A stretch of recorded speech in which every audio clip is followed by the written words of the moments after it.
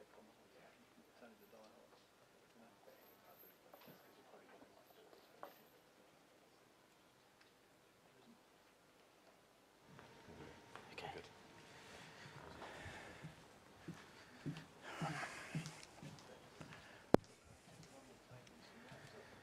just give it a minute to build Facebook now.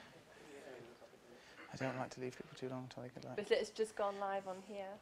Yeah, 17. Okay.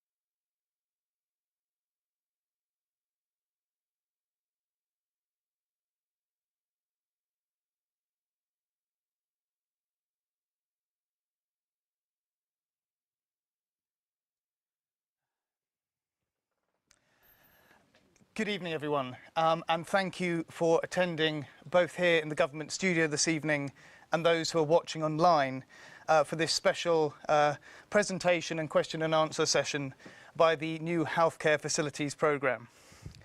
I'd like to just do some quick housekeeping for those who are in the room. In case of an emergency, we're not expecting any fire alarms, but please exit through the rear of the studio. I'm Christian May, I'm Head of Engagement for the programme, and I'll be taking the time at the outset of this session to run you through a short presentation outlining the work of the programme across the last months. I'll be joined on stage by the Minister for Infrastructure, Deputy Tom Binney, and members of the team in short order to take your questions. Those who are watching online, we've already received quite a number of questions, and thank you for those. You can submit them using www.slido.com and the code #NHFPJersey.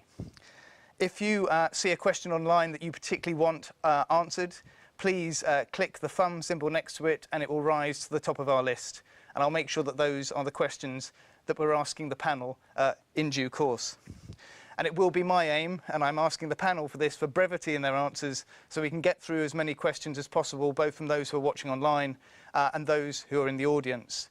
If you're in the audience and want to ask a question, please raise your hand when we come to that portion, and one of the team will come up to you with a boom mic so we can all hear you, both here in the studio and at home.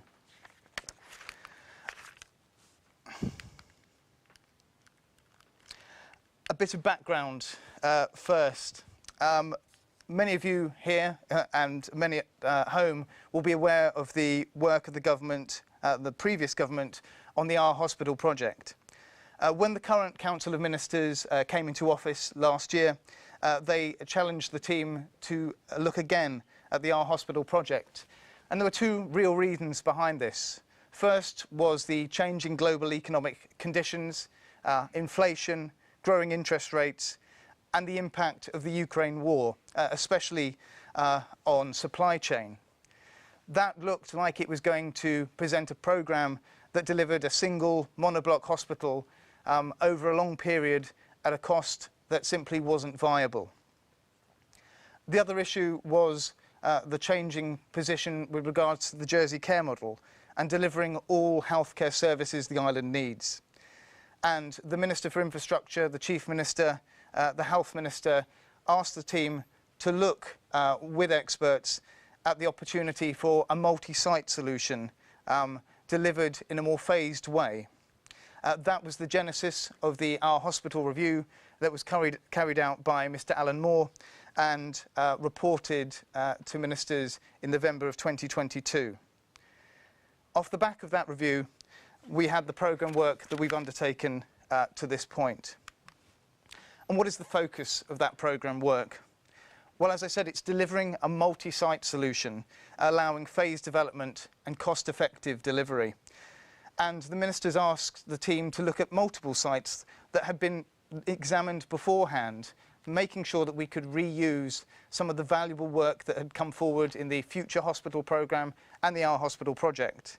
And that included sites at Overdale, Kensington Place and Gloucester Street, as well as examining the opportunity for a health village at St Saviour and the Enid Kenno Health and Wellbeing Centre, which is being completed at the moment at Le Kennervay. Now, the first and most important question for the team in delivering a multi-site solution was asking clinical leads and health and community service colleagues, how do you do that safely? How do you deliver patient facilities in a safe way and in a way that delivers cost-effective but up to the standard results? And the response to that question was to have what they call an acute and ambulatory split. And for the layman, that really means it's an inpatient and outpatient split. And I'll talk a little bit more about that in a few minutes. But the priority for this team and the priority for clinicians when talking to them was delivering a new acute hospital, one that provides operating theatres, wards and essential emergency services.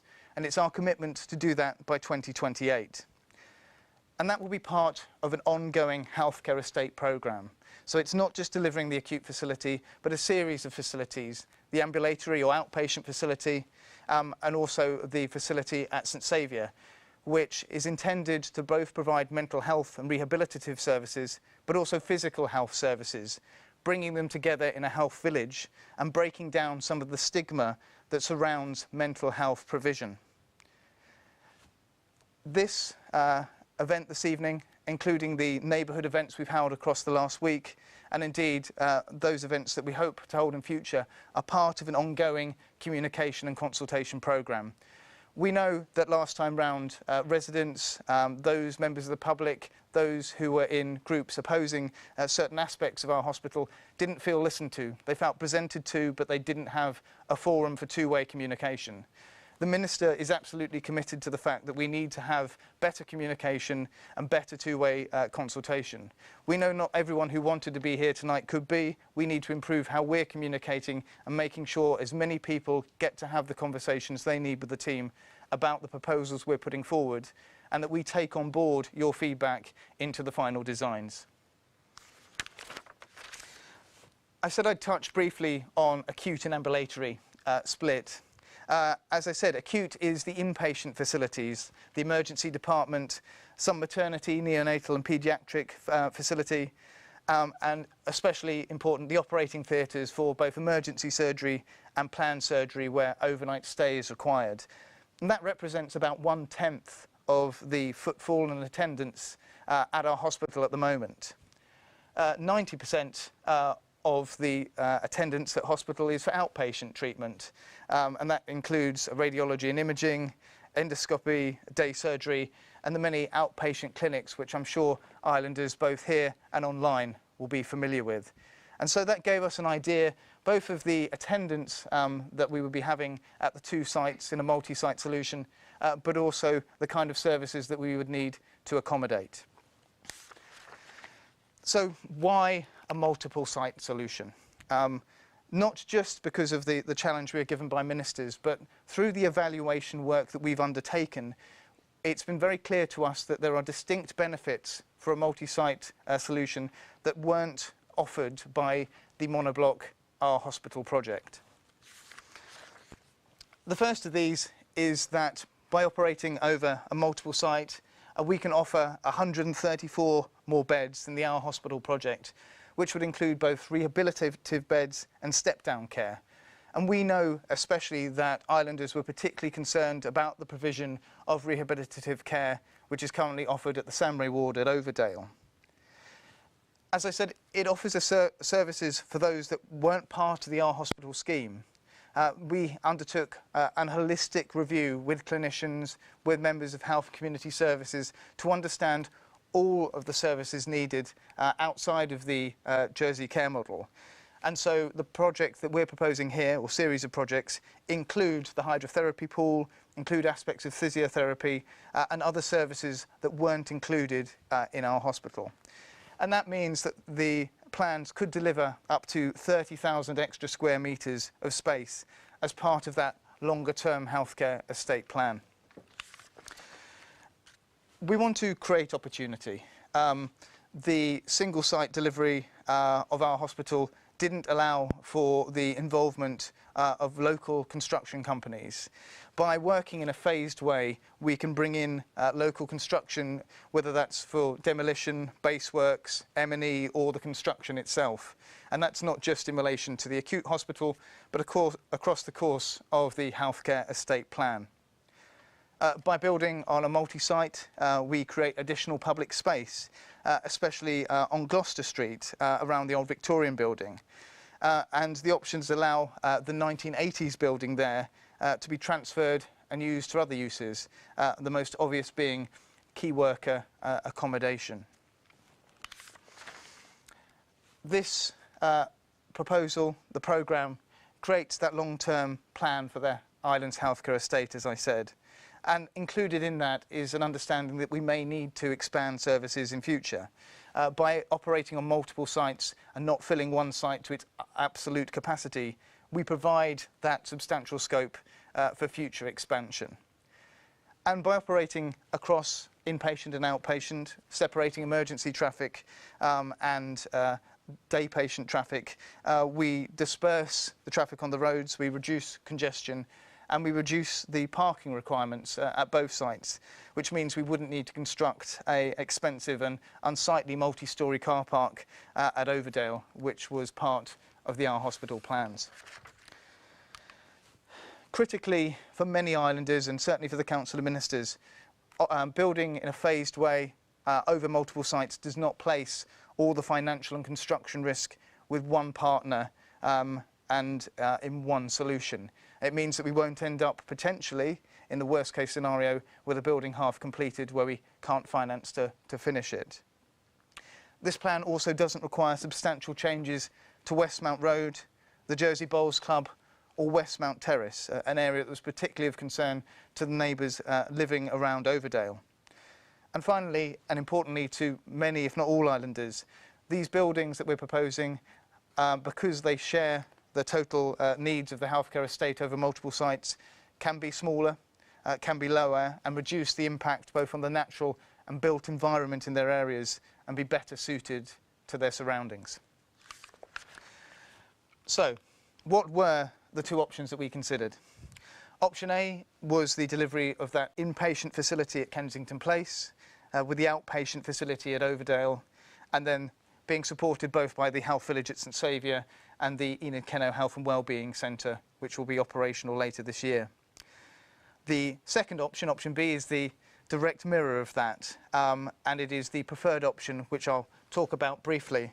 And that would provide an acute inpatient facility at Overdale, the ambulatory outpatient facility at Kensington Place, supported again by facilities at St Saviour and Le Kennervay.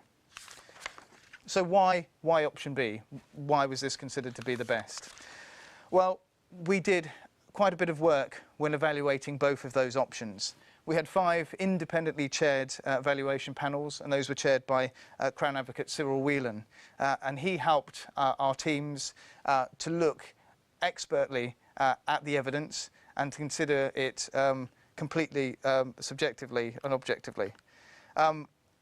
The 5 areas that were considered were the clinical needs, which was focused on by Health and Community Services colleagues, locational, environmental, economic and social, and constructional. And as you'll see from the dials on the screen, option B scored higher in all of the categories when compared against option A. But option B scored most significantly higher when it was considered by clinicians who rated it as very good, while option A was only adequate. We are building a hospital, we are building services for patients to be delivered by our dedicated Health and Community Services staff, and so we are strongly guided by the evidence they provide and how they feel that those facilities can operate best. Importantly to them as well was the fact that the construction plan for option B provides an operational acute hospital 4 years earlier than option A in 2028. Option B uses both sites to their best opportunity, and it does that because in developing an acute hospital you need more physical floor space. Whilst we assess that both options could be accommodated on both sites, by building the acute facility at Overdale, it means we can utilise modern methods and construction more easily. We don't have difficulties with site access or trying to build in the constraints that we would do on Kensington Place. And equally importantly, by building the acute facility at Overdale and delivering it quickly, we don't need to do so next to an operational general hospital where people are trying to receive care and to recuperate from that. And we wouldn't want to put them through unnecessary hardship through vibration and noise.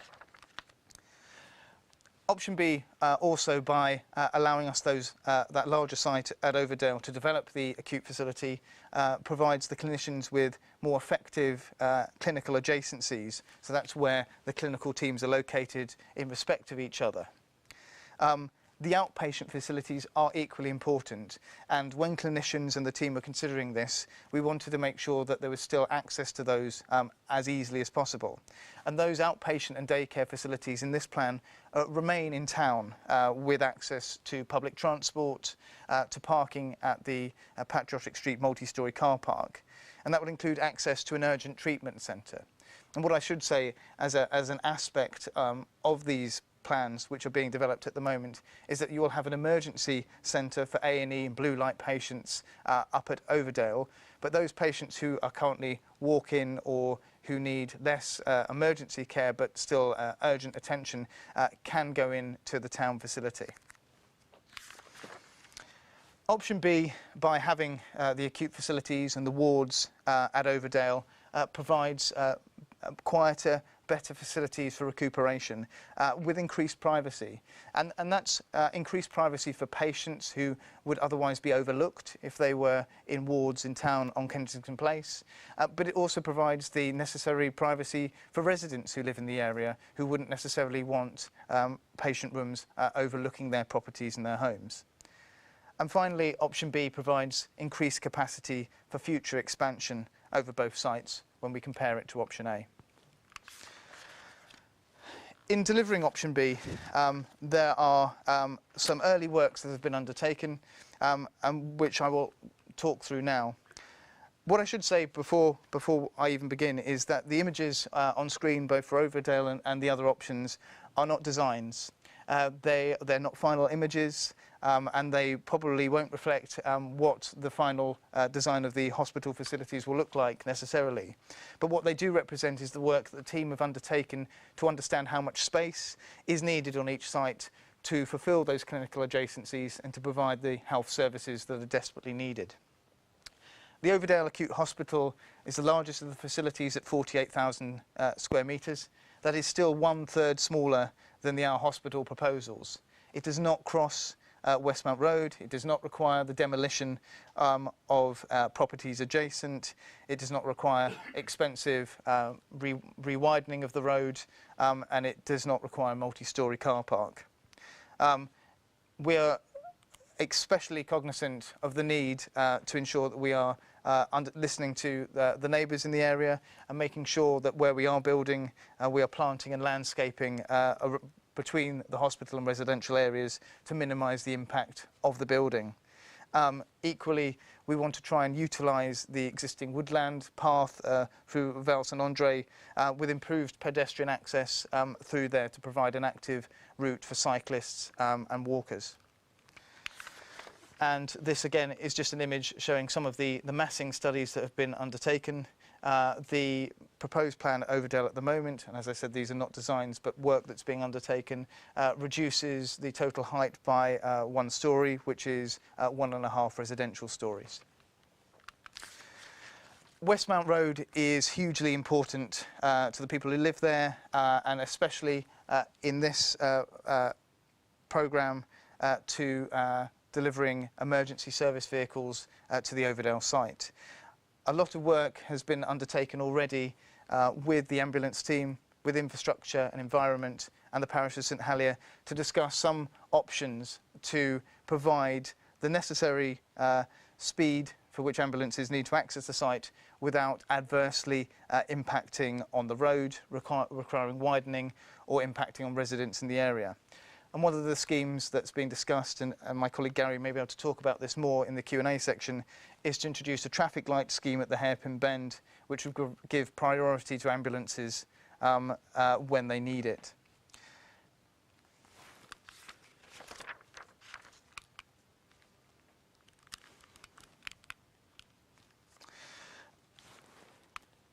The Kensington Place ambulatory facility is the smaller of the two facilities being proposed at 25,000 square metres.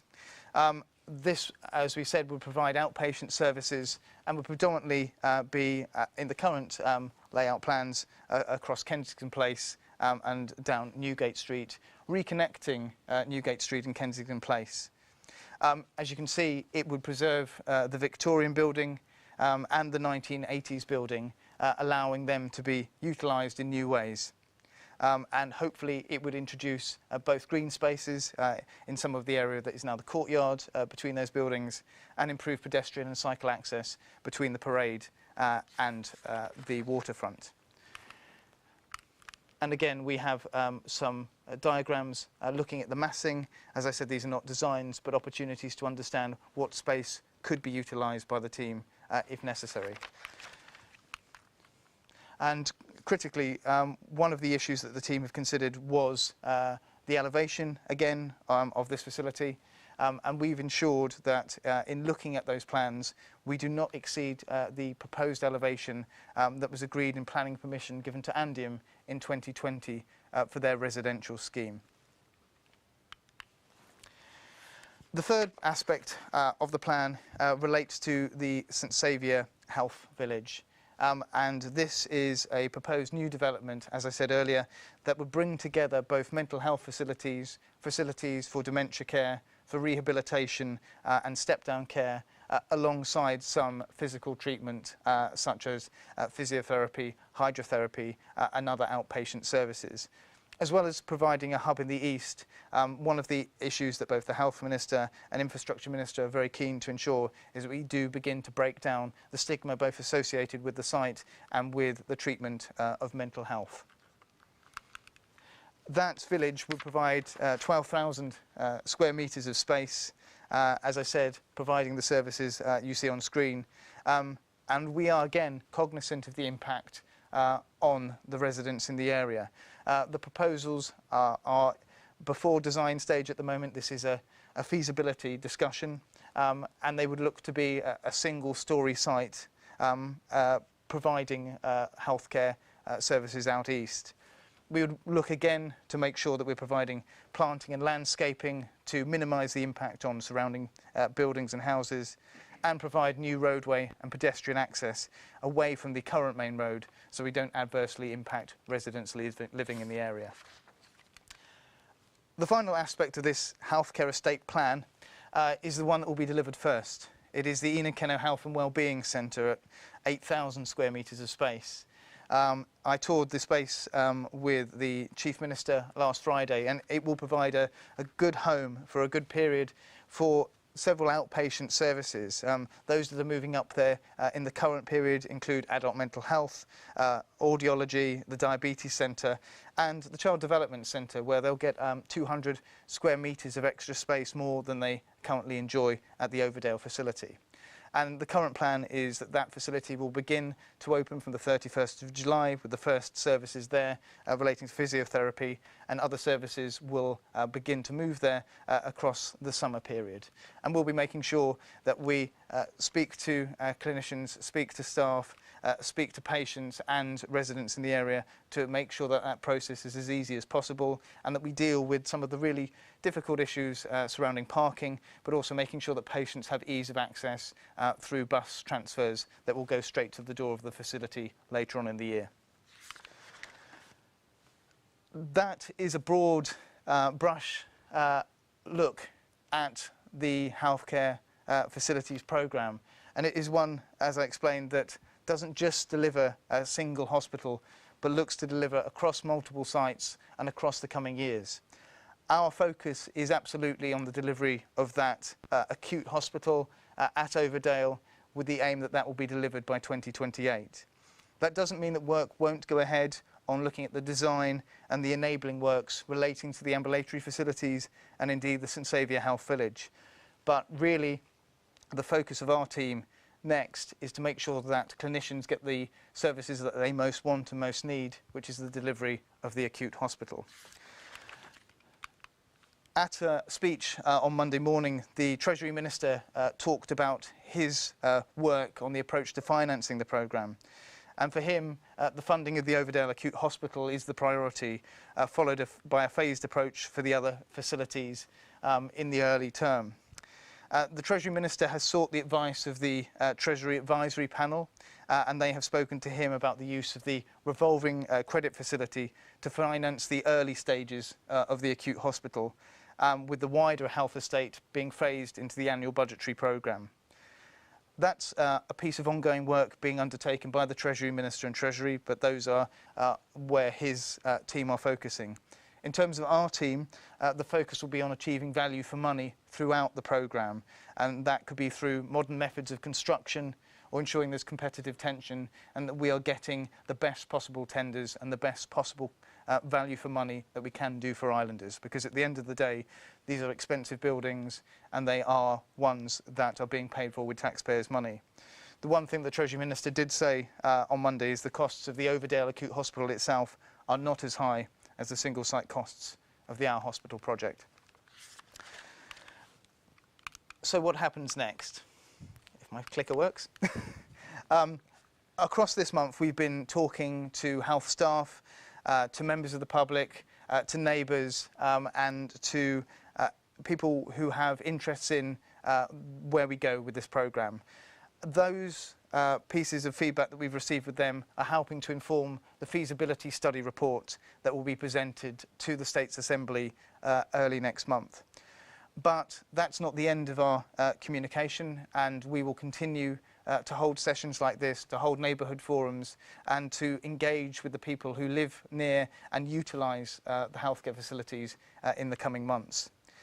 From July onwards, the team will also be working on phase 1 of the plan, which is focused on the Overdale Acute Hospital, beginning to deliver the concept designs and exploring with the Treasury Minister those funding models that will go into the outline business case for the government plan, which will be debated in December of this year. And before Christmas, demolition works will begin on dilapidated buildings on the Overdale site. Those works are out for tender at the moment, and again, as I said earlier, it's hoped that we can engage local businesses in undertaking that work. What I'll do now is please ask the Minister for Infrastructure and other members of the team to join me on stage, and we'll move on to the question and answer session and answer some of the questions we've received both online and in the room.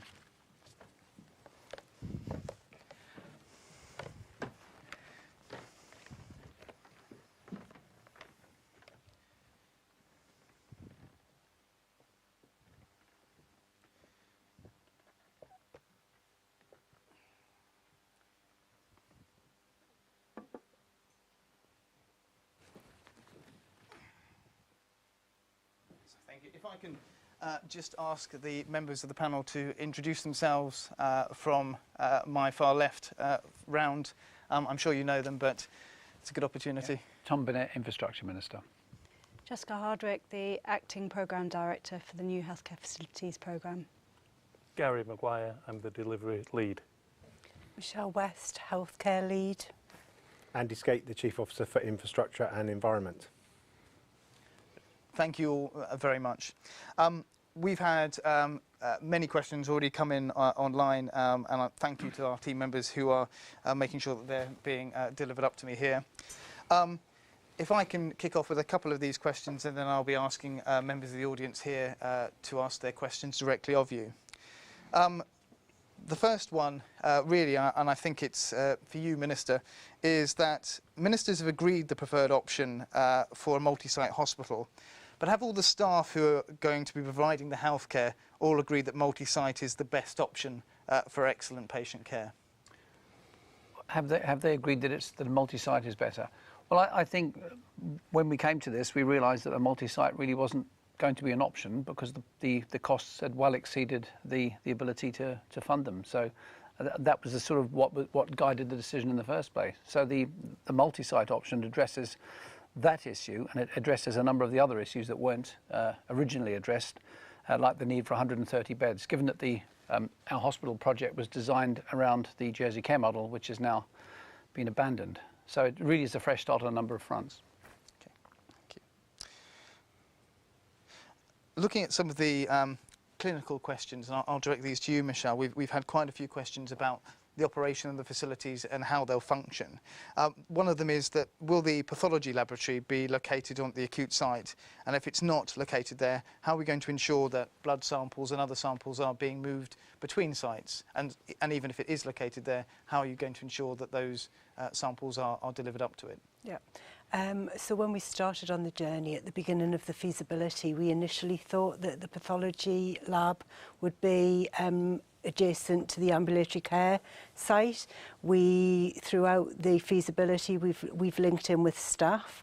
The staff from pathology shared that wasn't their preferred route, their preferred location, and as such, the plans have been adjusted to be able to support them to be co-located to the acute hospital.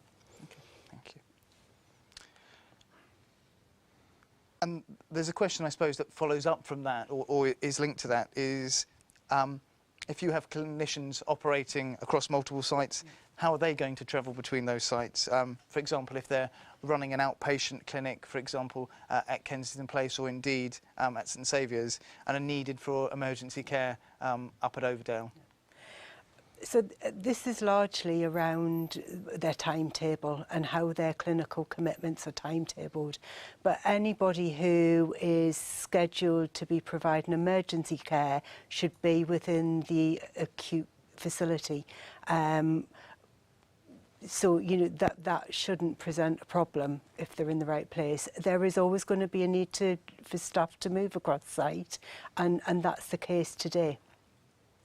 And some of the work, obviously, one would hope or imagine will go into ensuring that if they do need to travel, there is provision for that. Yeah. I mean, we know we've already started conversations with Liberty Bus around the Enid Kennel Health and Wellbeing Centre.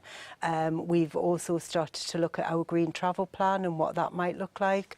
We're linking in with the decarb team. I'm not suggesting that everybody jumps on an EV bike to go from one site to another, but there are other alternatives, and certainly the design team have looked at spaces outside of both facilities so that, you know, whether it's a pool car, but something that can get staff from one site to the other quite quickly. I think if I can turn to both Gary and Jess on the next question, because we do have several questions about the design and the layout of the facilities. And quite a lot of those relate to parking. And the question is, will there be sufficient parking? And that's not necessarily site-specific.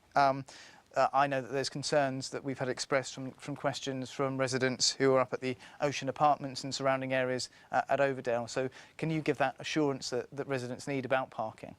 So part of the works that we'll be doing going forward is to establish the exact activities at each of the sites, both from a patient, a staff and a visitor perspective, in order to be able to calculate the number of trips we think that would be generated to each of the sites, so that we are able to calculate the number of car parking spaces that would be required. As Michelle has mentioned, you know, we do have a sustainable transport policy, so any planning application would also seek to try and encourage those other modes of transport as well. But of course, we are fully aware that healthcare facilities need car parking spaces, because you'll have a number of people who will need a space directly adjacent to a building, for example, in order to get quick and easy access into the building. So yes, those things will be considered, and I can assure people that there will be sufficient spaces. Okay, thank you. Linked somewhat to that, and especially the parking and access to the site, we've had questions come in from residents saying, you know, they understand that there won't be substantial changes needed to Westmount Road, and that we won't be requiring the bowling club or Westmount Terrace. But could you be more specific? And I know this is an area you've looked at, Gary, and are looking into, about what kind of infrastructure changes there would be to either the road there or also surrounding roads as well. Yeah, no problem. So one of the mandates from Tom and the team when we started this process was to make sure that we avoided doing work to houses where we could do so, and also to the Jersey Bowls Club. So the work the team has been focusing on is to do minimum work to the highway, but at the same time making sure it's safe from a perspective of ambulances and anybody else using the road. So the types of work that we're looking to do is widen it where we possibly can, where we're not taking up houses or facilities belonging to other people, and to create passing areas where possible, such as the hairpin. We're also looking at the diagram we saw earlier at different options for the hairpin in terms of traffic lights or hazard lights, which would stop traffic or allow ambulances to have a right of way. So it's more adjusting the road rather than major realignment. We want to create two-way movement in as many places as possible, and we want to have a footpath for as much of the road as possible. But we appreciate that we can't do what we were doing under the Our Hospital scheme, so it's starting from a much different position. And Minister, I understand from you that was one of the main bones of contention for you about the money being spent on the Westmount Road realignment in the previous programme. Yeah, this does give us an opportunity to save quite a lot of money, because I think the figures suggest that between 80 and 90% of the footfall in the current hospital is outpatient, and that stays where most people will want that, and that's in town, where they can walk in, they can cycle in, get buses, and obviously that's going to bring about a great reduction in the amount of traffic that goes to Overdale, which will enable the road to be smaller, save hopefully something in near 20 million quid in the process, and avoid knocking down 14 houses and the relocation of the Bowls Club. I think these are all quite big advantages, to be fair. Okay, thank you. What we will do now is just take, before I carry on running through the questions we've had online, take some questions from individuals in the room. We have a lady at the front, if you could, once the boom mic is above you, just introduce yourself and ask a question. Thank you. Good evening. My name's Lisa Sale, and my question refers to the positioning of A&E at the Overdale site, and if you like, certainly touches on access. I am broadly supportive of the multi-site option. I think we need to get on with it, and I think it needs to happen. Thank you, Christian, for a comprehensive PowerPoint. That was very, very informative. For many island residents, A&E is a key department, and easy access to it by car, foot, bus or ambulance is vital. As a resident of Upper Tower Road, and I consider myself a neighbour of the development, I've lived there 20 years plus, and I'm wholly aware of the unresolved traffic issues in the area. I would ask the panel, what are the contingency plans for when the weather is inclement in winter time? When we have a smattering of snow or ice in Jersey, the roads are closed or gritted with a man or two men or three men throwing sand from a lorry. Often, the first roads to be closed or gritted are Queen's Road, Westmount Road, Tower Road and St John's Road. Those are the access roads to A&E. How will you guarantee access to A&E for all islanders at these times? Thank you for that question. And I think it's a bit of a combination of both the logistical, technical and the medical split between emergency and UTC. But I don't know if you want to comment anything first. We'll listen to the technical stuff, and then I've got a couple of comments to make at the end of that. Did you want to cover how the operation of the facilities will work first, Michelle? Yeah, so as well as the emergency department in the acute site up at Overdale, there'll also be an urgent treatment centre within Kensington Place. So those people who can walk into that centre will walk in. all of the other patients. So if you were suffering from a heart attack, if you were a collapse at home, everything that comes in through a blue light would go up to the Overdale site.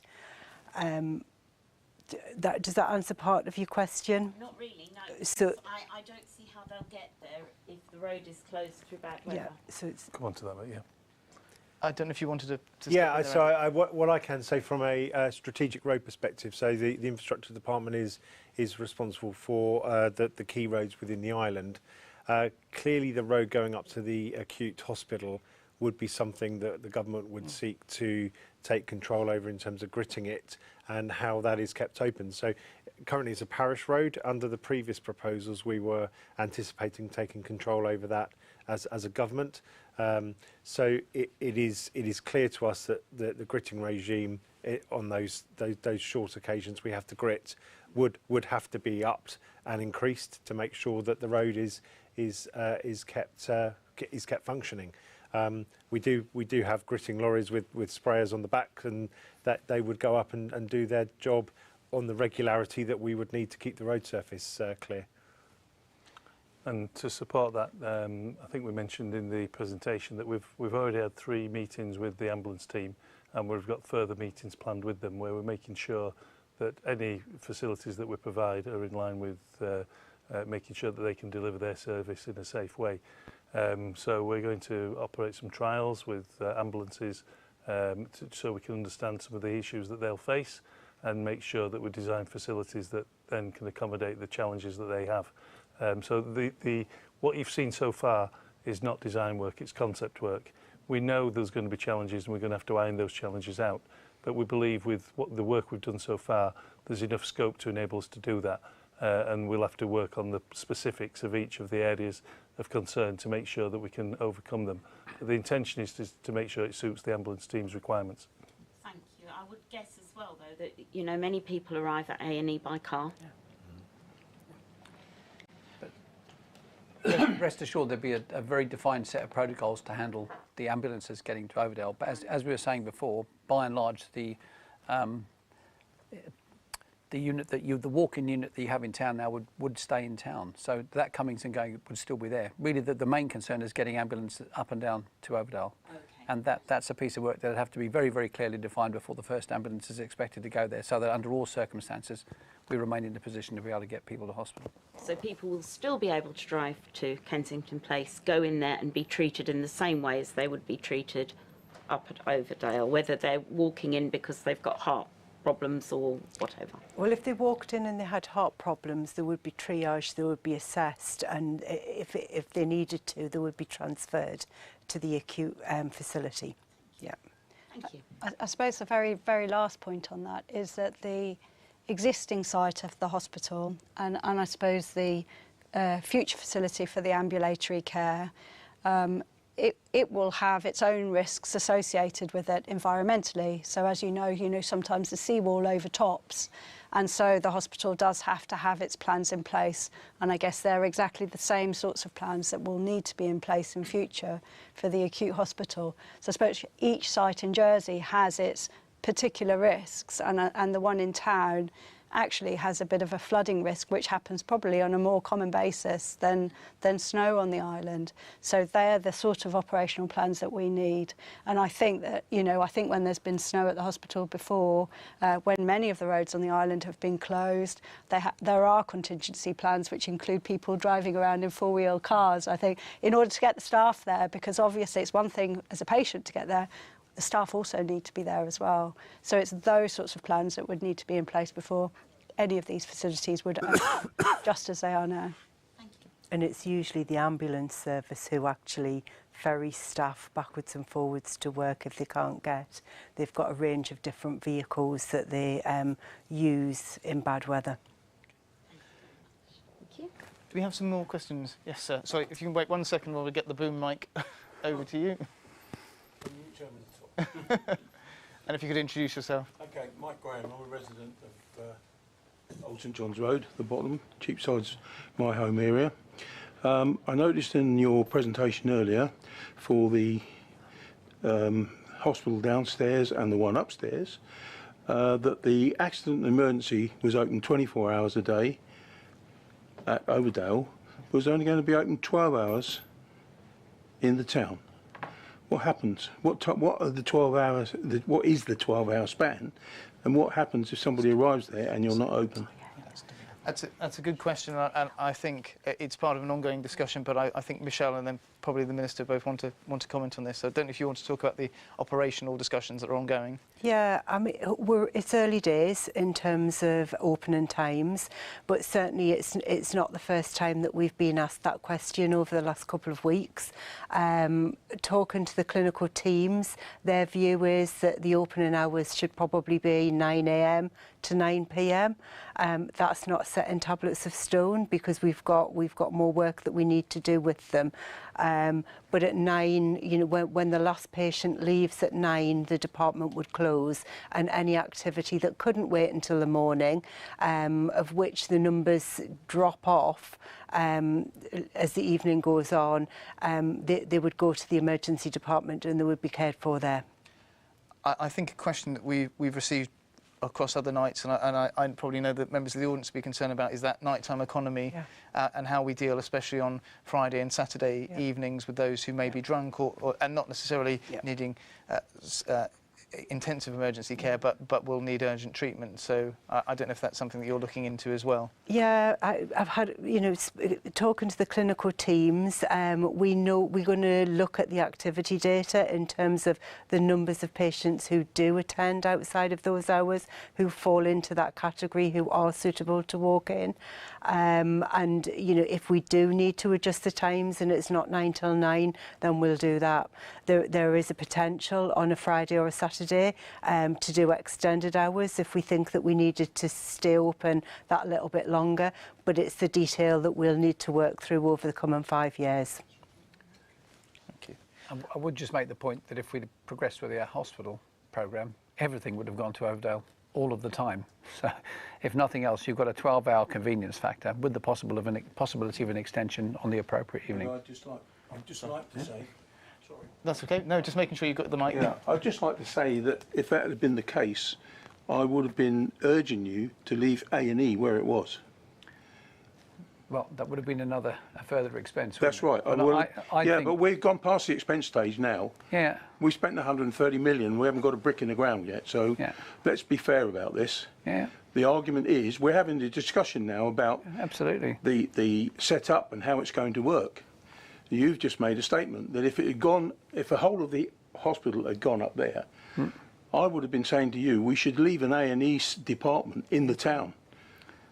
Well, if I'd have been in that position, I might have been agreeing with you, but we're not there now. And we're taking on board what you're saying. And at the point we are making here about A&E, it's a discussion that is still ongoing. There's no hard and fast decision made now. We're looking at it in some detail. So that's a point for consideration going forward. I appreciate that. And I just wanted to raise up that argument you had about moving everything up there.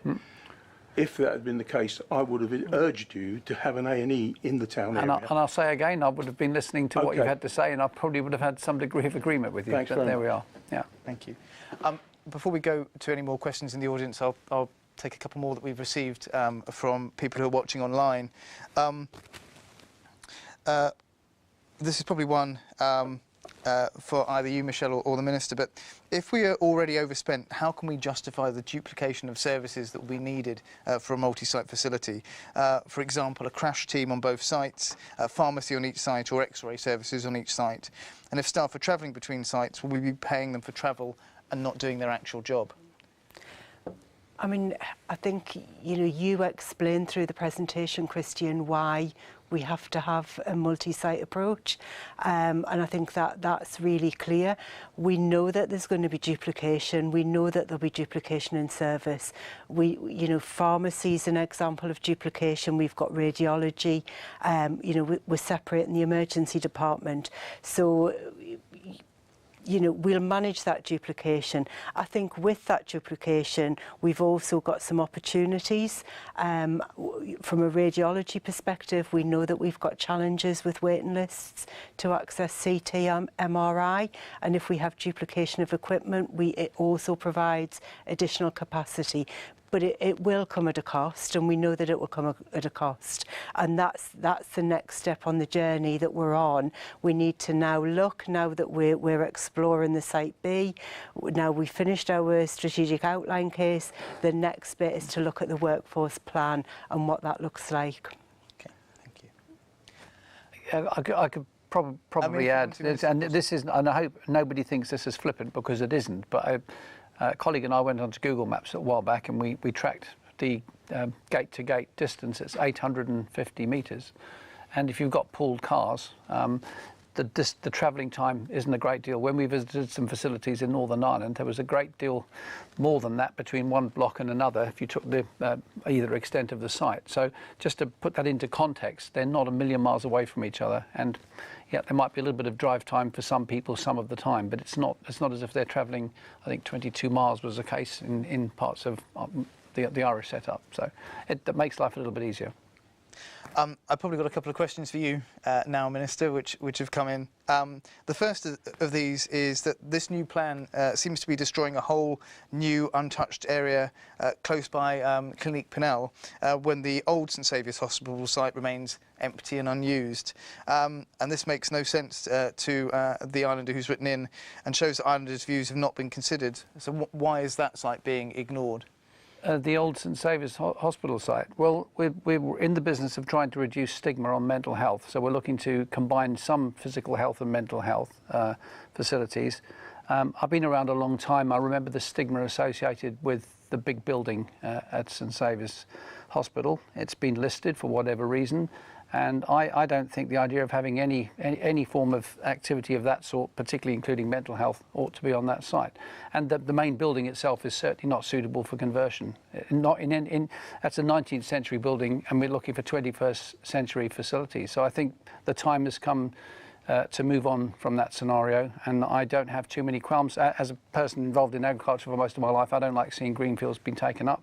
But if you can't take up a greenfield for dementia care, for step-down beds, for rehabilitation and for mental health care, I think there's a pretty sorry state of affairs. And if anybody wants to drive down there and take a look around that area, it's absolutely beautiful. You couldn't hope for a nicer setting for people to recover. So I think I'm limited in the amount of apology I'd make for that. And Gary and Jess, in terms of utilising that site, in terms of sustainability and in terms of making the most of sort of the natural facilities to provide recuperation for patients, is that something that's being considered even at this early stage? Absolutely, yes. We have a team of landscape architects and architects and engineers who are all completely focused on sustainability and making sure that the facilities are as sustainable as possibly can be. So from an environmental and ecological point of view, making sure that we can make these as good as possible. We're setting ourselves some quite high targets in that regard, much higher than was set under our hospital scenario. So no, it's something that we take extremely seriously and make sure that we come up with good plans. And to get planning permission, we've got to do that anyway, but it's the right thing to do, so we'll do it. You mentioned planning permission there, and it's something that's been raised with us across the previous week. I don't know, Jess, if you want to touch on where we are with planning permission for both the Overdale and Kensington Place site, and how the team are going to sort of deal with that going forward.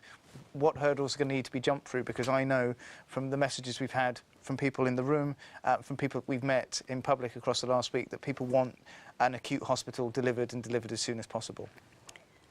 Yes, and I suppose that was one of the factors that would have come into the evaluation process that we looked at through feasibility, because we obviously did have a ministerial decision that concurred with the planning inspector in terms of the Overdale, our hospital proposal, which then, as a consequence of us lodging the planning obligation agreement, we now have a planning permission for that site. And I think people mostly understand that once you have a planning permission, if you're seeking to do something that's smaller than that permission, then normally that's a beneficial position to be in, rather than having to go back and perhaps do something larger. So we do think that we're in a positive position, having had that planning permit for Overdale. Likewise on Kensington Place, as you explained through the presentation, Andium did receive a positive planning application, planning permit for their proposals for housing on that site. We understand that this will be a different use, but also a use that's very much in the public interest. And we're going to learn the lessons of the Future Hospital. Some of us were on that project, as well as the Our Hospital project, and we're seeking to stay within the envelope there of the general buildings in town, again, in an effort to de-risk the planning process. But as Gary says, we're not taking it lightly. We still anticipate that we need to build the case that demonstrates that the benefits of whatever development we're putting forward outweigh the harms of that proposal, and we're seeking to do that. I suppose the exception is the site in St Saviour. It is a field. We do understand that from that perspective, that will be more of a challenge because it's untested. So again, we'll be having lots of conversations with the Environment Department to make sure that we put forward the best possible case when any planning application came forward. I think we'd also be seeking to do things like, if we could, reusing the existing buildings on those sites, and we've got studies. A very early part of the next phase will be studies to determine if there are buildings that can be reused, that we do reuse them, but without compromising the clinical facilities that we're seeking to deliver. And that reflects very much some of the questions that we've been getting, Jess, about reusing, and especially residents who have been sending in messages who live in St Saviour's, question whether the panel have looked at those sites, whether they've looked at the fields to the east of the site rather than the one that is being proposed as part of the current feasibility study, and indeed what the plans are if they're not going to be used for clinical use for the old St Saviour's site. I don't know if it's something you want to touch on at all, Andy. With regards to... I think with the proposal done at St Saviour's, as I said, we're at a feasibility stage. So as this is settling out, we're understanding what uses will go where, what services will go where, and what the art of the possible is around the two major sites, both at Gloucester Street and at Overdale. I think for the St Saviour's proposal, we clearly are going to need to show all of the options and thinking that we have to go through.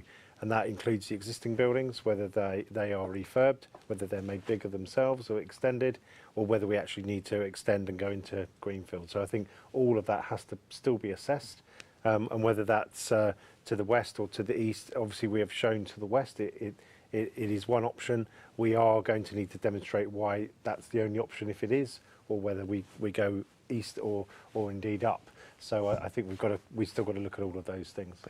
Thank you. One of the questions that many members of the public have asked online and have upvoted the most is a question really for you, Minister.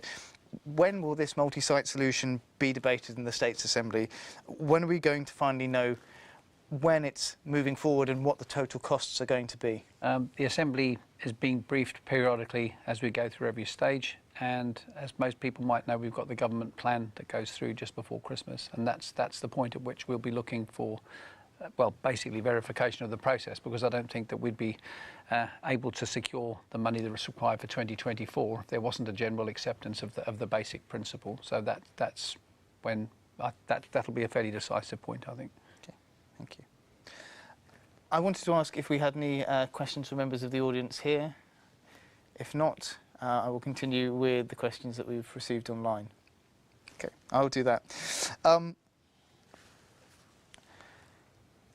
One of the questions that I know, Michelle, has come up time and again, both through our neighbourhood forums, through the Chamber of Commerce earlier this week, and often asked to us in the street when we've been meeting members of the public, is about getting the appropriately trained staff needed to provision not only one hospital, but across multiple sites. So how are we going to recruit, retrain, retain the staff that we need, getting them in both onto the island if they need to come from elsewhere, but also building up the education and qualification of local students?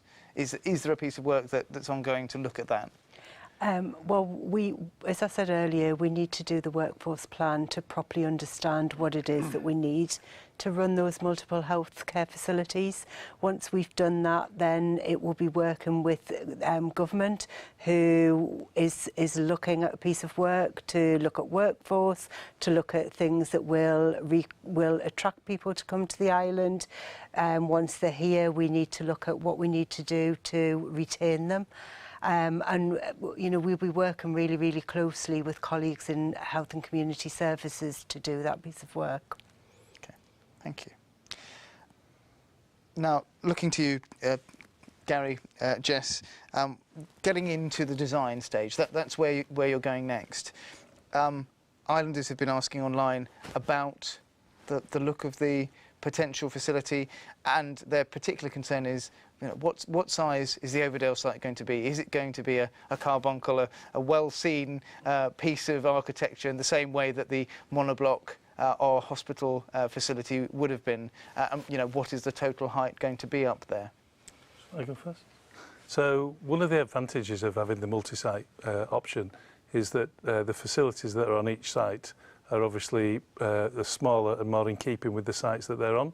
So it gives us more opportunity. We've also learnt lessons from the past 2 iterations of the project. So we're not looking to build to the heights that we're building on those projects. So the intention at Overdale will be to build 1 floor less, 1 storey less. Now, in my opinion, it should be a building that we're proud of, a building that is going to be used by many people in Jersey, and it should be something we should look to build a really fantastic looking building. Because it's now smaller, it gives us more opportunity to break that building up in different forms and different shapes, different ways, so that it's not seen in the same way from different viewing points. So I think we've got a lot of work to do to do that, but it should be a good looking building, it should be a nice building, it should be one we'll be proud of.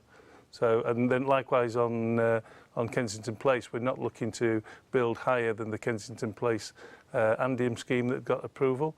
It'd be a similar height to that, and we're not looking to overfill that site in the way that the Future Hospital did. So once again, by introducing more areas of public realm and landscape, we think we can make these really nice spaces to be, as well as good as nice buildings. Thank you. The Kensington Place site at the moment is vacant. It was demolished for the Andium scheme and is now not a current use. So one member of the public has asked what use is going to be made of that in the interim, and what use might be made of it in the fullness of time.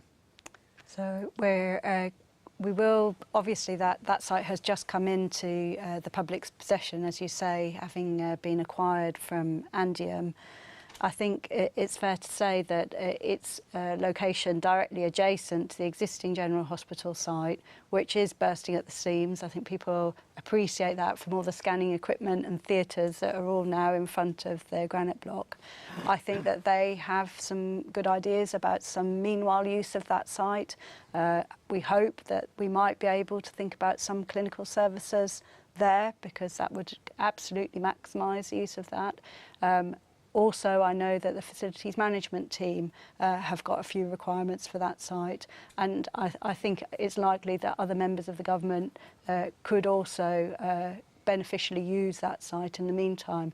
Of course, anything that we put there would be subject to planning permission, you know, if it required it, and so we'd have to think carefully. But we do know that it does need a tidy up, and it won't be left in the state it is currently. So hopefully we will be able to let people use the footpath again very shortly. Okay, thank you. We're heading to the last 10 or so minutes of our panel session, but if there are anyone at home who wants a question asked, please do go onto slido.com and use that code #NHFPJersey, because it's really important that we're answering all the questions from members of the public and getting that two-way conversation going that we really want to make sure is embedded in the project. One of the questions we've had for the team is, what's going to happen to the crematorium? Don't know who wants to tackle that one. Okay, I'll do that, because I can see there's a ghastly silence. At the moment, we haven't got a plan to relocate it. But in the fullness of time, I think the facilities there aren't really adequate for the requirements at the moment, and I think there will be some work done to look to possibly relocating that in the longer term. In the meantime, I think it's fair to say that the design will be fairly sensitive to take that into account, which is, I think, quite essential for everybody. Thank you. A question that's just come in is, what about facilities being considered alongside some of the work you just talked about on Kensington Place for staff nursing, for nursing housing and for doctor housing as well, so looking after our dedicated key workers? I think that there will be opportunities through this multi-site solution to be able to free up some areas that may become useful for those sorts of uses into the future. So, for example, something that we've been talking about is the 1980s building, which I know isn't particularly beautiful, but perhaps could be one of those buildings that could be refurbished and could become something like key worker accommodation in the future, because we are very aware of the housing shortage. As well as, of course, some of the sites that might be freed up. So the St Saviour's site, I know that has been mentioned previously in island plans as being perhaps a location for housing into the future. So I think that this project will release sites that perhaps could be useful for those purposes. And that would be part of an ongoing discussion with other teams across government to put it in place. I think it's important to coordinating key workers. Obviously, we know key worker housing is a requirement. We've got recruitment and retention issues that are live across many of our services. So a consistent approach to key worker housing is now being adopted, and that does mean us sensibly looking at increasing supply. That is a key focus for this government around housing supply for all islanders, but also key workers that we need to employ. So yes, I think the quick answer to the questioner is that it is important. We are taking it seriously, and we have to solve that as part of our recruitment plans. Okay. A couple of clinical questions before I think I round off with some questions for the Minister. One for you, Michelle. With the neurology ward planned at St Saviour's, but neurology outpatients clinic to be at Llanelli, one, is it a good use, again, of clinicians' time to be travelling between the two? And would it not be better for neurology outpatients to also be based at St Saviour's? Yeah. That's the work that we need to do moving forward. Just because we've indicated certain services may be in certain buildings, and if we look at Enid Kennel Health and Wellbeing Centre, the services that are going there now may not live there forever, and they will be reviewed over the course of the programme. We will be delivering neurology services out at Enid Kennel Health and Wellbeing Centre, and we've also heard from the team that some of their patients may struggle to get from the east of the island across to St Brelard. But part of looking at the St Saviour's Health Village is to look to see if we can actually put some outpatient space there, so that we could deliver some outpatient services. It's a great question and something that we should be considering as we move forward. And you've really touched on one of my next questions for you, which was one member of the public was asking about reference to services in the east of the island, but why not the west? So what is the consideration for islanders in the west? And I guess that is the approach of the Enid Kennel Health and Wellbeing Centre. Yeah. One other question I think for you is there are concerns about people with disabilities accessing the sites, having the parking they need, being able to get close to access. Those can be people who are working age and trying to juggle their jobs, but can also be retired people. Are we confident that there's provision across those sites for disabled people who might need to access? Yeah, I think it's part of any planning condition that we need to have a proportion of accessible car parking spaces. Certainly in our first project at Enid Kennel Health and Wellbeing Centre, we've got 3 car parks. We've got a car park that it will be used for staff only, and we have some accessible car parking within there. We have a space outside of what will be the new Child Development Centre. There is car parking for accessible car parking outside there, and then we've got the lion's share of accessible car parking in the patient car park. So we're trying to, you know, we've allocated for everybody who'll use that centre, and of all of the spaces, I think it's circa 17 that we have on that site. So I think it's a proportion of your car parking spaces need to be accessible. We know that when we look at the other sites, and if we go back to our hospital project, you know, where we have the renal unit, where we have the oncology unit, where we have the maternity unit where people need to drop off quite quickly, we made sure that there was enough car parking adjacent to the building to be able to support people to get easily and quickly into the same outside of ED, emergency department. We're coming up to the last couple of minutes, so I'll direct the last questions to you, if I may, Minister, and they're these. Firstly, how can we be sure that public opinion is being taken into consideration this time round, that it's being weighted properly, and that the team and you will listen to what the public are saying? And the other question, and one that you will have heard many times across the last weeks and the last months, is how much is this going to cost? Yes, right. Let's deal with the communication. I can't tell you, there's been an enormous amount of effort. These poor folks have got a day job to do, but it seems that every night they're in one part of the island or another, going through all of this in great detail. And we're pressing everybody that we can to communicate with us, and we're all reasonably well accessible. And if anybody's got a question, I mean, I shouldn't say this, but my email address is available online, and if anybody's got a query that I don't think's been answered, I'm say it here and now, send that query through to me and I'll send it through for processing. We're really keen to talk to anybody and everybody and to listen to everything that we can, but we've got to bear in mind the job needs to be driven forward in a direction as well. So it's a combination of us putting together a plan and listening to people's thoughts and feelings as that plan evolves. And we're drawing on an awful lot of information that's been gleaned from people about their wants and requirements over a 10-year period. So we've got already quite a lot of a massive data to draw from as to what the requirements are. So this is a job of fine-tuning all of that work and taking public opinion into account. And the truth of the matter is, we're not going to please all the people all the time. That's a fact. You're not going to have 100% of people 100% pleased with everything. That simply can't happen. What we need to do is the best of everything at all times and deliver what that presents. The second question was, how much will it cost? How much will it cost? Well, it's going to be expensive. It's bound to be. It's 30,000 square metres more than we were going to be building before. And what I've said all along with this is the best we can do, building costs are building costs, the best we can do is to put ourselves in the best position to get the best possible value. And I think we've started by making some infrastructural changes, by not relocating things, not taking up Warwick Farm, not spending £20 million on a road. All of those things I think are quite positive.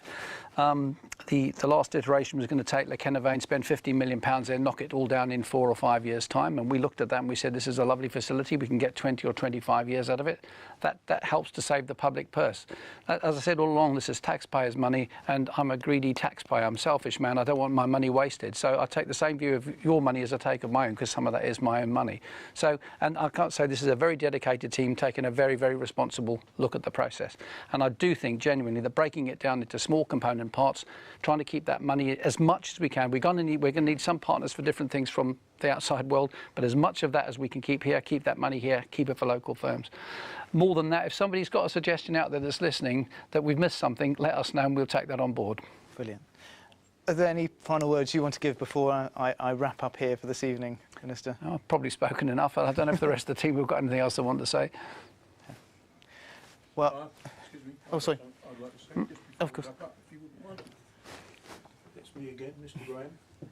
I'd just like to thank you all for turning out all this week, giving this talk. Everybody who wanted to come arrived. People online tonight. I'm a little bit disappointed at the number of members of the public that have actually turned out. Thank you very much for coming. It's been worthwhile. It's to do with communication. Yes, well the thing about it... It's to do with people knowing about the meetings. Yeah. Well, I've seen enough advertising about the meetings, personally. There was plenty online. Can I say something there? Because the actual advert says that it's from 7 till 8:30. It says it starts at 7 and it's till 8:30, and then when I got here at 10 to 7, I was told it started at 6:30.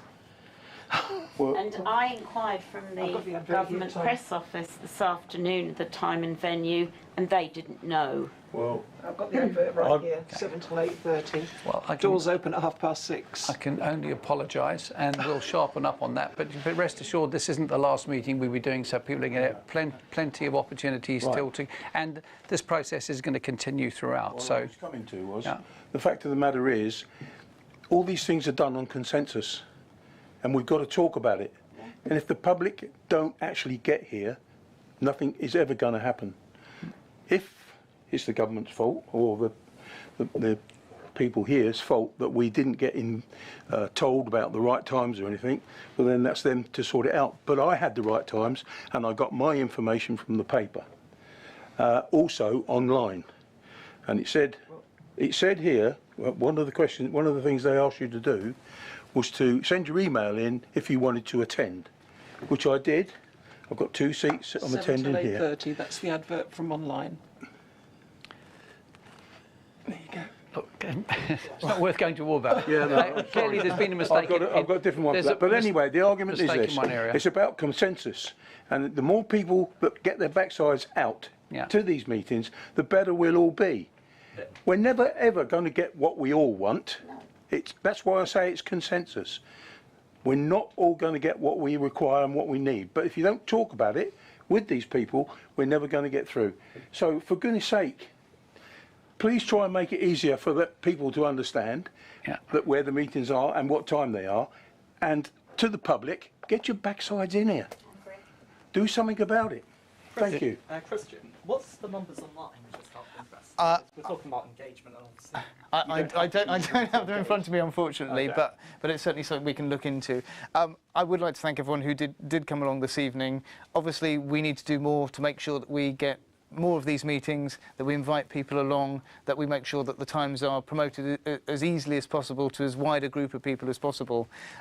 As Tom has said, this is the first time that we've done this as a programme team. It certainly won't be the last, and we're going to continue trying to build on this session and build on the neighbourhood sessions, but any feedback that people give us about times, locations, how we can best communicate, we will be taking those all on board, because we do really want to build this as a two-way conversation and bring people along this time and not make it all about a presentation, but a real conversation. All I can do is thank you all here in the audience, thank everyone who's taken the time to tune in online and to give their questions to us, and to thank the panel, Deputy Tom Binney, the Minister for Infrastructure, Jessica Hardwick, Gary Maguire, Michelle West, and Andy Skate. Thank you all very much. We hope we see you and your questions at future sessions, and good night. Thank you all. Thank you. Thank you.